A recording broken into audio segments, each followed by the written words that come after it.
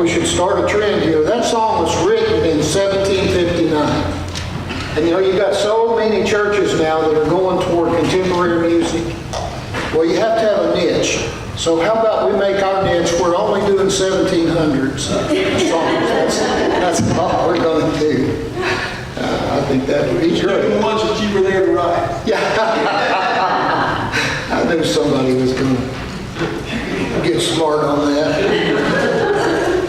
I can't believe it. Yeah. Well, I'm sure you thought of that. Actually, I was thinking wine. There used to be a real problem for people, a health problem, ulcers. If I were to stop and ask you, how many of you know of people that have had real struggles with ulcers? And maybe you yourself have had real struggle with ulcers. And the medical community used to find out, or try to find out, how do we deal with ulcers? How do we help people with ulcers? And they came up with all kinds of different ideas. And it was primarily thought that ulcers were caused by stress. Now, how do you deal with that? I mean, there aren't many people that can just totally change their lives. They're walking out of the doctor's office, he's told, you've got these awful ulcers because of stress, and you're walking out trying to think, okay, how do I get rid of stress in my life? Do I get rid of our 7 kids? Do I, find a new place for my wife to live? Just go stay on vacation till the credit card maxes out? How do you do this? How do you get rid of stress? There was a doctor down in Australia who in 1981, his name was Barry Marshall, and he became fixated on trying to help people with ulcers because he saw what a terrible thing it was, and he came up with a theory.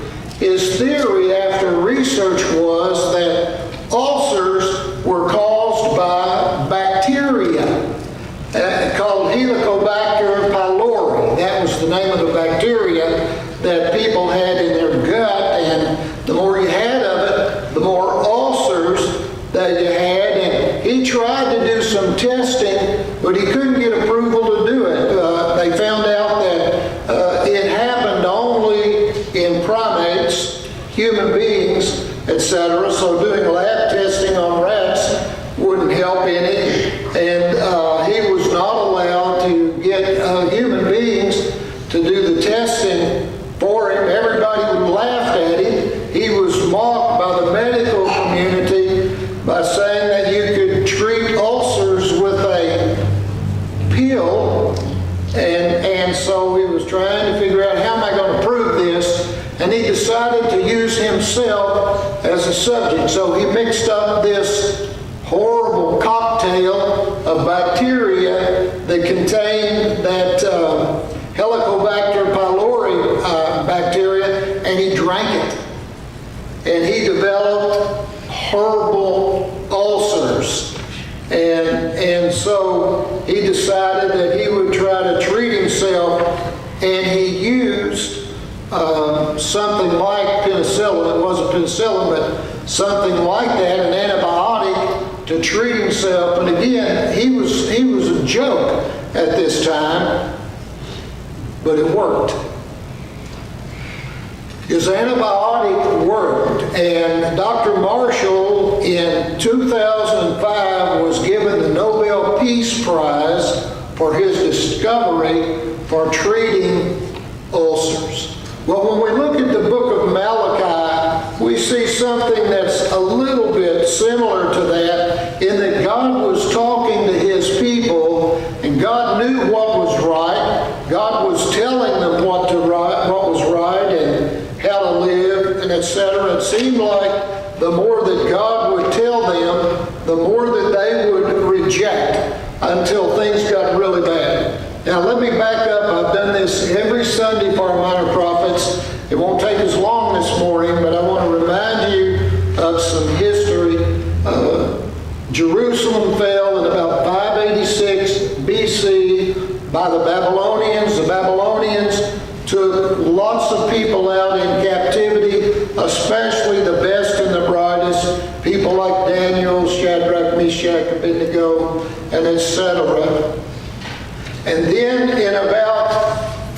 40 or so, King Cyrus started letting people come back into Jerusalem. God wanted them to immediately work on the temple. They didn't do that. You remember we dealt with that back there several weeks ago. They were building their own deluxe homes, paneled homes, they're called in the Bible. When wood was almost not available at all, they were building these beautiful paneled houses. God called them out for it, but they kept that up. But then 20 years or 30 years later, the temple is rebuilt, and the priesthood is re-established. But the problem is, the people weren't, with the temple rebuilt, the priesthood rebuilt, the people weren't becoming more religious.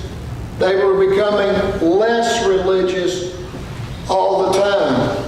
It was a time of corruption in the judicial system. It was a time of corruption with the priesthood, and they had fewer and fewer priests.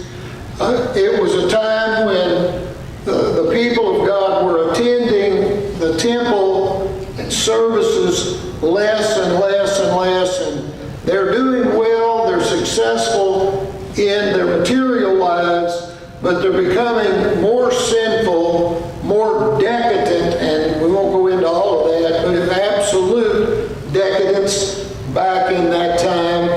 And God has continued to try to help them. When we get to Malachi, we're moving about 100 years between the time that the temple was rebuilt and the book of Malachi, which was somewhere around 440 to 420 BC, along in there. So that 100 years, things had gone downhill spiritually and etc. Whereas the physical aspects of religion were getting stronger and stronger. The temple was nicer, and etc. But you realize that 420 or so BC gives us about 400 years before the birth of Christ.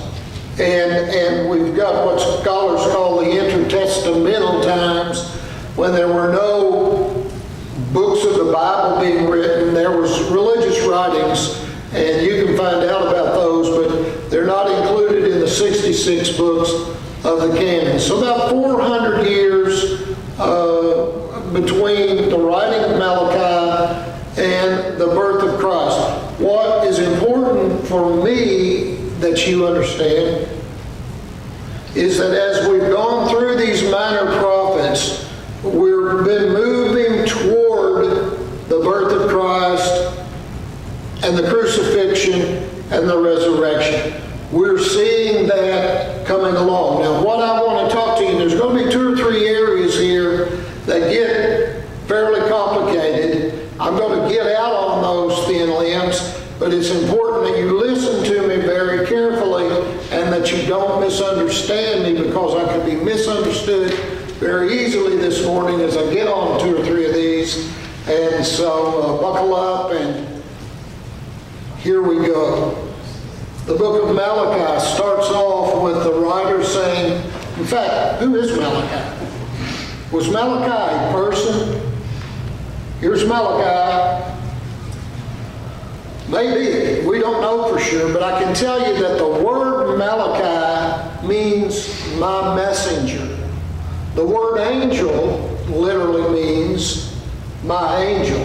So was Malachi a servant of God who was an angel of God? And by the way, I know you know this, but an angel doesn't have to be a being that is kind of supernatural and has wings on its back and flying around from here to there. It can't be that. That's what we see in Isaiah the 6th chapter. But an angel is someone who serves as the messenger of God. And so that's what the word Malachi means. That's where we're starting off. But it begins with the word, the burden. Do you have burden in your Bible? The burden of the word of the Lord? Or do you have oracle? Oracle? Well, either one of those are good words, but the word oracle or the word burden means burden. This is a heavy weight for the angel to deliver. This is not something that you would choose to do. Hey God, can I go and tell them how bad things are? I felt that. I felt the burden as we've gone through the Minor Prophets. You can ask Brenda. I've gotten up to Saturday and I thought about ditching that sermon. I mean, really, we've gone, I didn't tell you, I don't think I told you. There are a few of these that I didn't want to do. Because there's one or two of these books that, I mean, it's all bad news. You know, a lot of them, you get a little bit of news. There's a couple that, it's just not there. So, as a preacher, there's a burden. And I feel very strongly as a preacher. I've felt this since I first became a Christian. I believe that we're to preach and teach the whole counsel of God. I know preachers that just pick out the gummy bears, so to speak, and that's what they preach on every Sunday, and that's okay if that's how God is leading them. Sometimes I think if I was smarter, that's what I would do, but I just don't believe that's what God would want me to do. So that's why we've been stepping through every single one of the minor prophets. So I know how Malachi feels when he says this, the burden of the word of the Lord to Israel by Malachi, or my messenger. And then this completely stark statement that's coming, boom. It's just like you stepped up to the plate and they throw the fastball right down the middle. You take a swing, pop, it's out of here. That's how fast we're getting to that, getting to this second verse. It says, I have loved you, says the Lord. Now I want you to take a minute and think about that.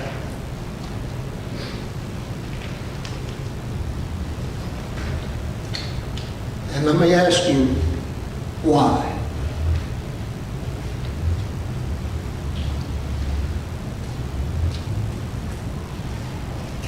Why?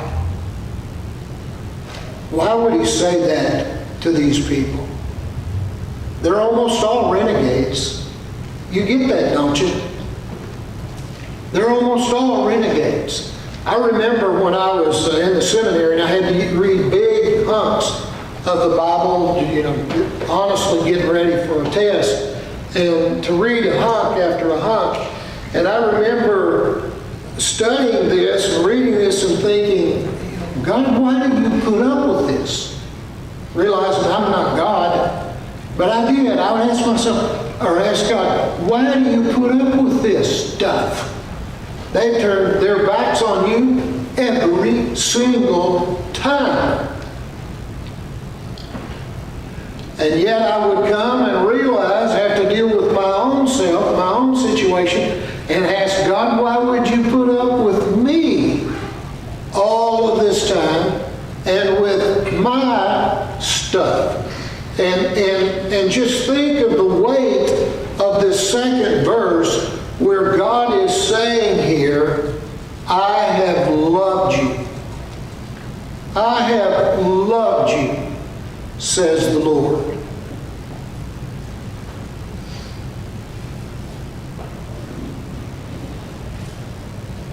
Here's big point number one. And if you forget everything I say the rest of the year, don't forget this. God's love for you has nothing, nada y nada, nothing to do with your goodness. Get that.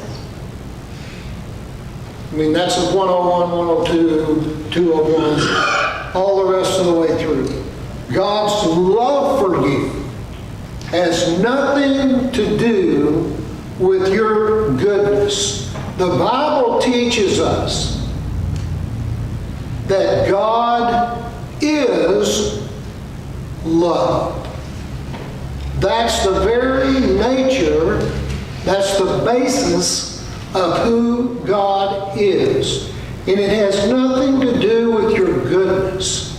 And there are people that have been Christians for 50 years that still don't get that basic understanding. And if you don't, you're giving Satan a wide open door to your life and to your man, and you're allowing him to torment you all of your life because you're thinking that you should be a better person. You should do more. You should give more, and etc. Now, we should do more. We should be better. We should give more, and etc. So I'm making some subtle differences. Stay with me. Stay with me. But that has nothing to do with God's love for you. God has chosen. God made a choice, and God chose to love us. And that's what he's telling the nation Israel. What's interesting is that he's speaking to the remnant. The Bible and the Isaiah and in other places you'll find hints of this concept. But it's a remnant. It says in Isaiah that a remnant will be saved. But God is saying that he loved them. But, it's hard for me to even read this next sentence. I can't believe the pretentious, preposterous attitude of these people when they come back and say, you believe it, but you say, God is saying this, but you say, how have you loved us? Now, can you imagine being with the love of your life? And you're spending some time right before the wedding. And you say to your about-to-be spouse, I love you. I have loved you. And can you imagine if that about-to-be spouse were to look at you and say, well, tell me how you love me. Name me 4 ways you love me. If that happens to your child or your grandchild or whatever, you tell them, walk out that moment, by the way. But can you imagine that? And that's what these people are saying to God. God says to them, I have loved you. And of course, he's proven it over and over. We could take the rest of the service and just talk about how he's shown them over and over how he loved them. But they're in this preposterous, pretentious mood and saying to them, how have you loved us? Tell us how you loved us. And by the way, there's 7 questions in Malachi that are pretty much the same way. I wish we had time to go through all 7 of them. We're not going to take that time. We might hit 1 or 2. But I want you to see what's going on here beginning. And then God says, yet I have loved Jacob, but Esau I have hated. I have laid waste his hill country, left his heritage to pack all of the desert. If Edom says we're shattered, but we will rebuild the ruins, the Lord of hosts says they may build, but I will tear down. They would be called the wicked country, and the people with whom the Lord is angry forever. Well, it's hard for us to understand when it says that God loved Jacob and God hated. Is that the word your translation has? God hated Esau. But we need to just quickly get in there and look at that and realize that, for one thing, he's not talking about in their young age when Jacob tricked Esau and etc. Even though Esau was the eldest, the one that had the right to the inheritance, and he was cheated by and lied to and etc. by Jacob and Jacob's mother. And it wasn't at that time that God said, well, I hate you and I love you. It wasn't that at all. God's looking here way down the road at a long-term perspective. He's seeing how Jacob would end up, and there was a period when I disliked Jacob a lot. I couldn't stand him. He was a liar. He was a cheater, and all of this bad stuff. But yet God, through His presence, changed Jacob. Esau had been the good boy at one point, but yet the further we see him going down the road, he made some really bad choices. He ended up starting the Edomites, who had nothing to do with God, and etc. And that's the way that God looks at us. It's hard for us to understand that because we have an immediate perspective. We look at somebody and we immediately decide whether we like them or we don't like them. But God doesn't see us that way. God sees us on a long road, and He knows where we're headed. He knows where we're going to end up. God knows who's going to accept Jesus as Savior and Lord, and God knows who is not going to accept Jesus as Savior and Lord. Now, we can get in some really deep water right there. We're right on the edge of it. We could take another step or two, and I'm telling you, we'll be sucking for air out there. Let's just go a little bit more out there some. That's called the doctrine of foreknowledge. God knew who would accept Christ as Savior.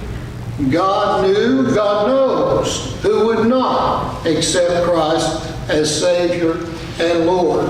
It's like we're walking down a hallway and we make a choice to go through a door into another room. Well, we made a free choice to go into that room. But if we were to look above the door after we've gone in that room, if we look back up above the door, it would have our name on it. God knew that we were going to accept Christ as our Savior and Lord. He foreknew that for each one of us. Do we have a free choice to make?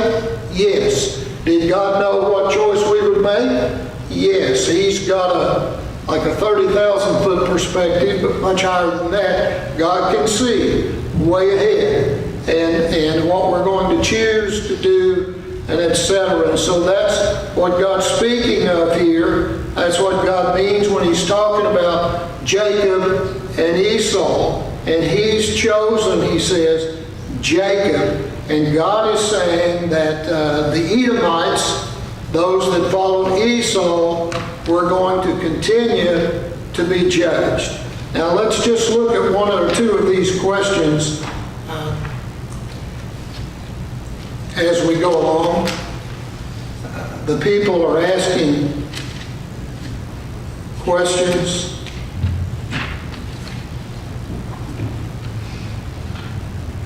In the second chapter, the 17th verse, it says, "You have wearied the Lord with your words, but you say, how have I wearied Him?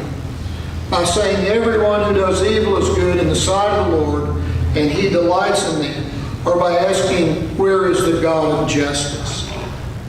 God is saying that they have wearied the Lord. They're so pretentious and preposterous that they're saying, well, how have we wearied you? And before this, they're saying, what a weariness it is to serve the Lord. Now think of what God had done for these people all through their lives, and how God had cared for these people and prepared for these people, and etc. And God gives them 10 commandments to follow.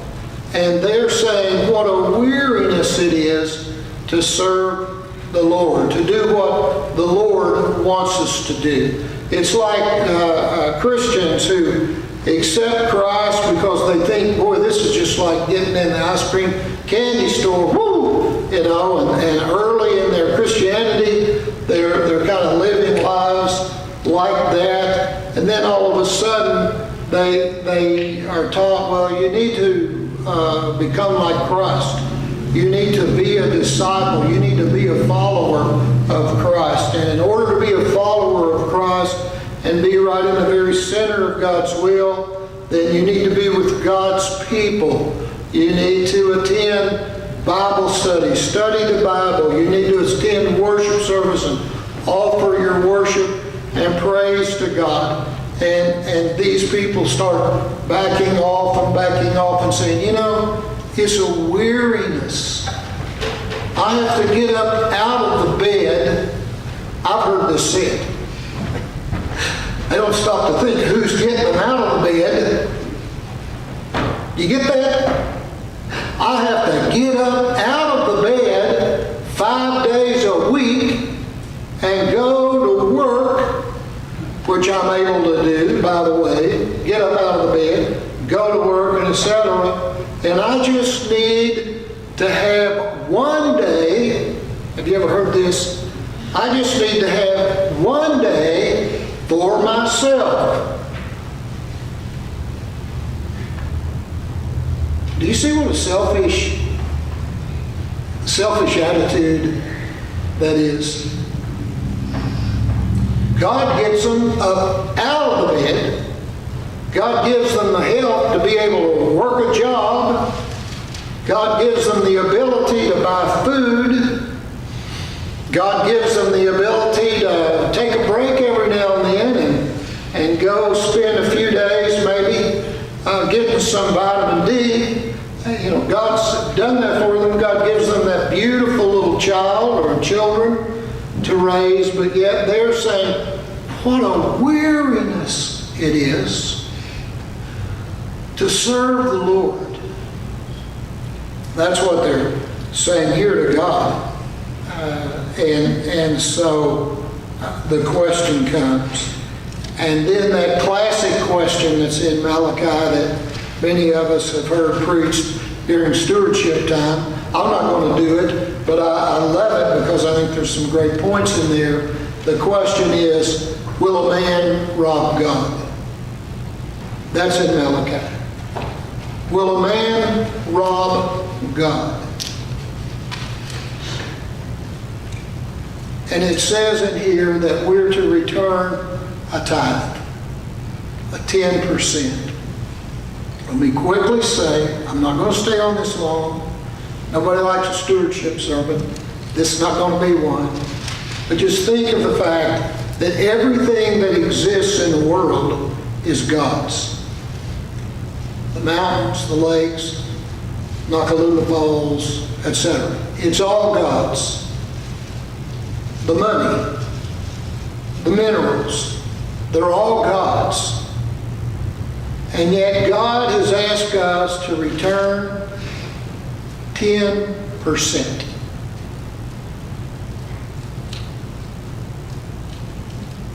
It's all God's.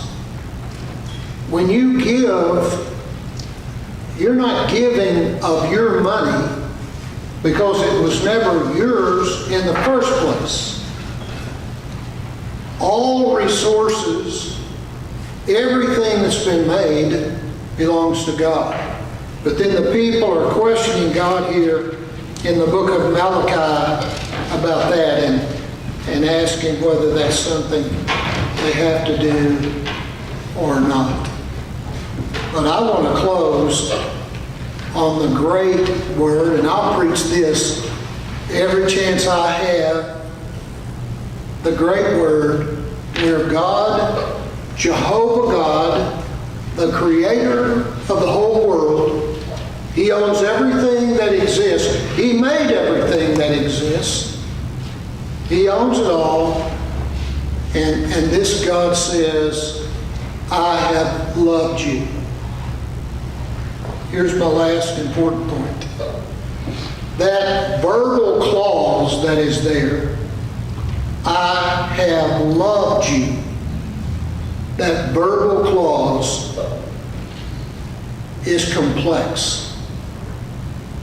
That's a complex Hebrew verbal clause because it means I have loved you. And it means I love you. and it means I will love you. All three of those tenses are in that verbal clause, and I think that's a great place for us to transition to our hymn of invitation. Would you stand and let's sing together? Would you consider accepting Christ as your Savior and Lord? Saying, I want to turn from my sins and I want to follow you. I want you to be my Savior and Lord. Or would you consider becoming an active member of this local church? Whatever decision God has for you, I would invite you to make it public as we stand and sing.